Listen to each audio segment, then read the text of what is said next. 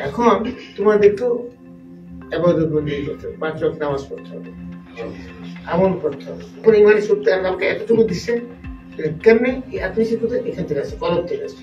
কি বলে কলব? দীর্ঘ 17 বছর কারাভোগের পর অস্ত্র মামলায় মুক্তি পাওয়া সাবেক স্বরাষ্ট্রমন্ত্রী লুৎফুজ্জামান বাবরের একটি ভিডিও সামাজিক যোগাযোগ মাধ্যমে তুমুল ভাইরাল হয়েছে।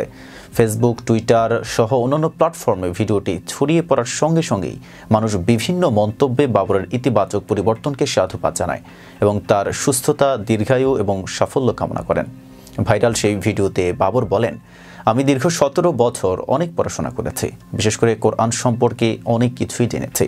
তার মতে পড়াশোনা এবং আত্মবিশ্বাসের শক্তি কিভাবে জীবনকে নতুনভাবে সাজাতে পারে সেটি যুব সমাজের সামনে তুলে ধরেছেন তিনি। বাবর তার বক্তব্যে বলেন, তোমাদের ইবাদত বন্দেগী করতে হবে, 5 ওয়াক্ত নামাজ পড়তে হবে, আমল করতে হবে। এখন তোমাদেরকেও ইবাদত বন্দেগী করতে হবে, 5 ওয়াক্ত নামাজ পড়তে হবে, আমল করতে হবে। তিনি তরুণদের উদ্দেশ্যে বলেন, তাদের জীবন শৃঙ্খলা, লেখাপড়া এবং শারীরিক সুস্থতা অত্যন্ত গুরুত্বপূর্ণ।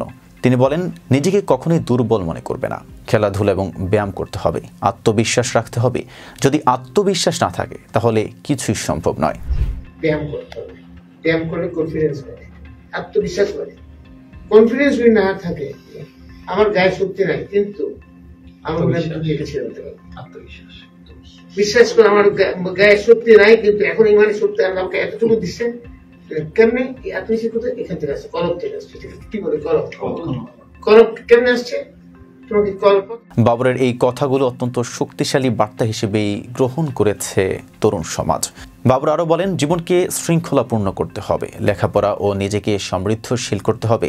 তার এই বক্তব্যটি শুধু তরুণদের জন্য নয়, বরং সকল বয়সী মানুষের জন্যই একটি অনুপ্রেরণার উৎস। তিনি তার জীবনের কষ্টসাধ্য অভিজ্ঞতা থেকে শিক্ষা নিয়ে নতুনভাবে নিজেকে গড়ে তোলার কথা বলেছেন, যা সমাজে ইতিবাচক পরিবর্তন আনার জন্য খুবই গুরুত্বপূর্ণ। তিনি তার ব্যক্তিগত জীবনের অভিজ্ঞতার কথা শেয়ার করে বলেন, আমার শরীরে হয়তো শক্তি নেই, কিন্তু আল্লাহ আমাকে ঈমানের শক্তি দিয়েছেন। তিনি মনে করেন যে শারীরিক শক্তির চেয়ে আত্মিক শক্তি মানুষের জীবনে সবচেয়ে বেশি গুরুত্বপূর্ণ। ভিডিওটি সামাজিক যোগাযোগ মাধ্যমে প্রকাশিত হওয়ার পর নেটিজেনরা ব্যাপকভাবে তা শেয়ার করতে শুরু করেন এবং অনেকেই তার বক্তৃতা ও জীবনবোধকে প্রশংসা করেছেন। ফেসবুক, টুইটার সহ অন্যান্য প্ল্যাটফর্মে ভিডিওটি ছড়িয়ে পড়ার সঙ্গে সঙ্গেই মানুষ বিভিন্ন মন্তব্যে বাবরের ইতিবাচক পরিবর্তনকে সাধুবাদ জানায় এবং তার সুস্থতা, দীর্ঘায়ু এবং সাফল্য কামনা করেন। এতক্ষণ সাথে ছিলাম মেহেদি হাসান। ফেস দ্য পিপলের সাথে থাকার জন্য ধন্যবাদ।